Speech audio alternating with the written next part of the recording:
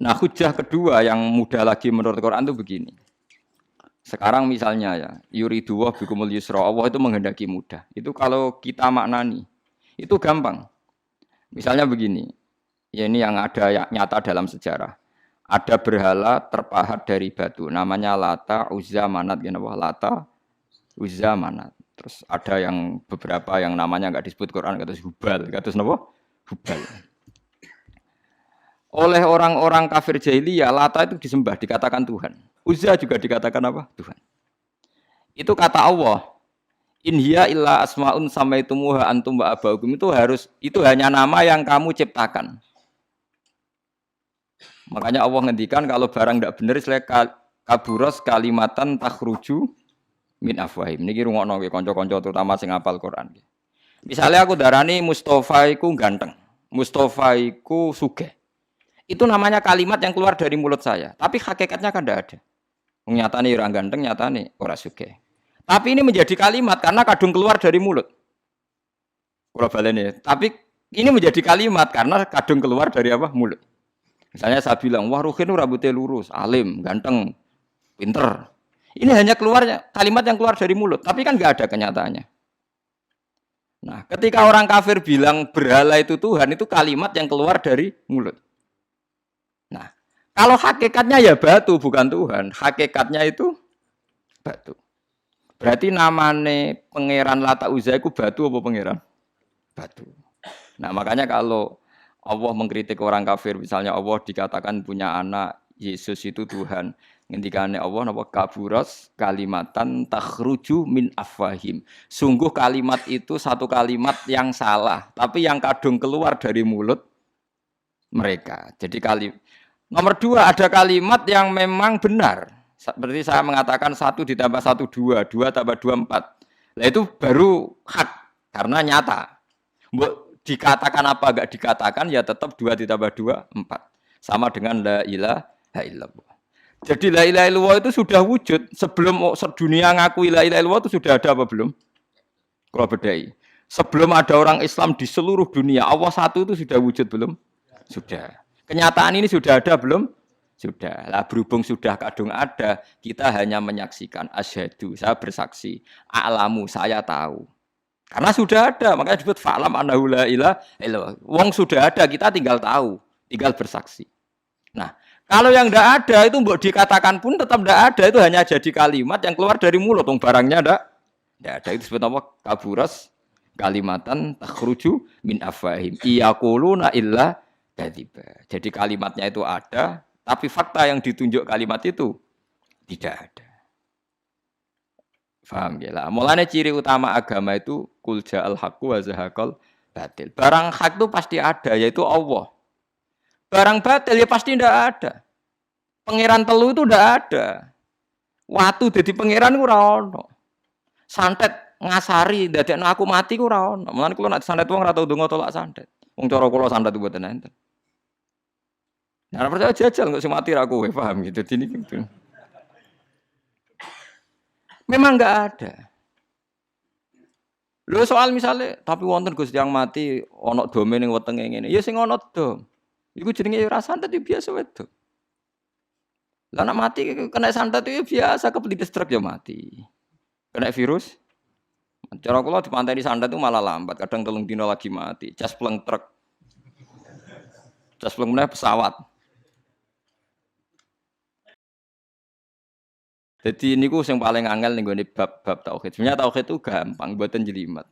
Makanya Allah melatih kita yuridu wa bikumul yusra. Andekan manusia seluruh dunia dipoling untuk melihat Lata dan Uzza, itu apa? Enggak usah ada orang Islam, enggak ada orang kafir, enggak usah intervensi. Pasti mereka jawab itu batu. Andekan Isa Yesus itu dipampang di dunia, orang poling, orang Islam kafir, enggak ada yang intervensi. Pasti akan bilang itu manusia. Paham ya? Tapi lewat rekayasa dicitrakan itu Tuhan. Lata Uzza dicitrakan itu Tuhan. Nah, itu disebut wa makaru wa makarawa. Jadi dimakru. Dia didesain sedemikian rupa. Misalnya di Yunani itu orang kalau bilang Tuhan itu akal, makanya bilang logos. Log itu logos. Tuhan itu arot. Niki rungokno aja sampai salah. Nah, salah kafir sampean. Tuhan itu arot, Tuhan itu sifat. Jadi Tuhan itu tidak ada zatnya. Kemudian logos ini nempel di Yesus, kata orang Kristen. Sehingga logos. Logika akal. Makanya kalau orang filsafat darani Tuhan itu akal 1, akal 2, akal 3, akal. Makanya disebut logi, ideologi, log. Nah, pertanyaannya kemudian saat Allah itu arot, Allah itu log, kemudian belum ada tempatnya, Allah bergentayangan di mana? Sebelum Yesus ada, terus lalu Allah bersemayam di mana? Terus ada orang Majusi bersemayam di api. Nanti yang orang kafir jahiliyah bersemayam di arca-arca itu. Yang orang kuno Majusi di mana, di gunung apa? Mungkin orang Sugihan di gunung Kawi macam-macam itu terus. Wah, itu kan terus jadi repot. Repotnya adalah kalau sifat itu harus nempel di dat. Dan datnya mana nggak jelas. Itu satu. Nomor dua, sifat itu sama mausuf itu mesti dulu mausufnya. Nah, makanya kata ahli ilmu kalam, jangan pernah kamu mengatakan Tuhan itu sifat. Kalau Tuhan sifat nanti butuh nempel napa? Zat. Makanya terus kita diajari walillahil asmaul husna. Allah itu zat. Kemudian pada zat ini ada asmaul husna. Jadi mulai dulu Allah itu al-qayyum, zat yang berdiri sendiri. Nah, ini pentingnya ngaji. Mulane wong alim-alim mesti wali. Ana wong alim ra wali, goblok-gobloke wong alim. Mergo seneng dhuwit. Kudune wong alim iku wali.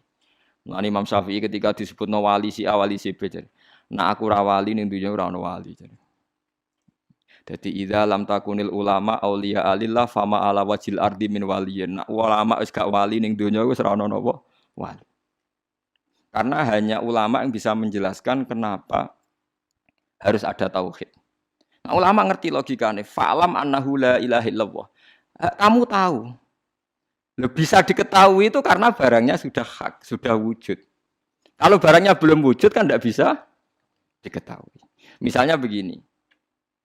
Berhala Lata Uzza itu yang bisa diketahui satu. Bahwa itu batu. Karena batu itu wujud. Ya, batunya itu wujud. Tapi sifat ketuhanannya Lata Uzza tidak wujud. Makanya nggak bisa diketahui. Wong nggak wujud. Agar barang ra wujud kan nggak bisa nopo diketahui. Yang bisa diketahui hanya barang wujud. Makanya fa'lam annahu la ilaha illallah. Harus tahu. Tapi andai kan kita tidak tahu pun ya tetap Tuhannya Allah. Tahu atau tidak tahu. Nah, ini di sini Quran sering bilang kul aminu bihi aula tu'minu. Cek kowe iman, cek ora iman ini enggak ada pengaruhnya bagi wujudnya Allah ning zaman azali. Di kula baleni malih itu memang. Jadi dulu itu orang-orang terjebak ketika Tuhan yang Yunani dianggap logos, log. Kemudian di Timur Tengah Tuhan itu dianggap satu arot sing nemplek, sifat sing nemplek ning berhala-berhala. Engko ning gone daerah Majusi ning wasani sing nemplek ning napa geni macam-macam. Mon niku walhasil akhirnya semuanya itu kalah dengan tauhid sing digawa Kanjeng Nabi Muhammad sallallahu alaihi wasallam. Bahkan sekarang tiang Nasrani pun itu tidak pede dengan teori trinitasnya. Orang kan sekarang tahu semua kan perdebatannya Ahmad Didat sama Stanley Fischer itu macam-macam. Itu kan sampai ada seorang mahasiswi dari Swiss ketika yakin sifat Tuhan yang dijelaskan Ahmad Didat bilang, sepertinya Tuhan Anda lebih menarik. Karena dibilang Tuhan Islam itu tidak punya anak, tidak diperanakkan, tidak ada padanannya. Kalau Tuhan Anda ini padanannya banyak gini-gini terus itu ada orang tertarik. Sepertinya Tuhan Anda lebih menarik. Karena sifatnya lebih apa? Ya lebih menarik. Terus tadi maknanya walat itu kalau menurut ilmu kalam itu dua. Walat itu anak fisik, anak gen. Atau walat maknanya tawalud, konsekuensi dari satu hal. Tapi tidak karena diciptakan. Itu tadi misalnya HP dan pulpen ini benturan itu menimbulkan suara. Suara ini diciptakan HP, apa suara itu tidak ada yang menciptakan? Yuna ilmu kalam dibahas. Nah kamu bilang diciptakan HP, HP-nya sendiri tidak merasa menciptakan. Batu sama batu benturan, terus ada suara. Kamu bilang diciptakan siapa? Diciptakan batu. Batunya takoi, kamu yang menciptakan suara itu. Enggak, saya tidak punya akal kok. Paham? Nah lalu yang menciptakan suara itu siapa? Suara itu udah ada. Yang ada itu kamu dengar suara. Soalnya kupingem darani ngono iku suara. Tapi nak cara akal darani sing ngono apa ya watu. Watune apa benturan. Iki cara ilmu kalam. Lah suarane biar krupingku suara. Ya sudah begitu aja dah. Jangan sampai kamu menganggap kejadian alam ini kebetulan. Itu kue yang melukai tauhid. Semua alam raya ini diciptakan secara sengaja dengan irodah oleh Allah Subhanahu wa taala.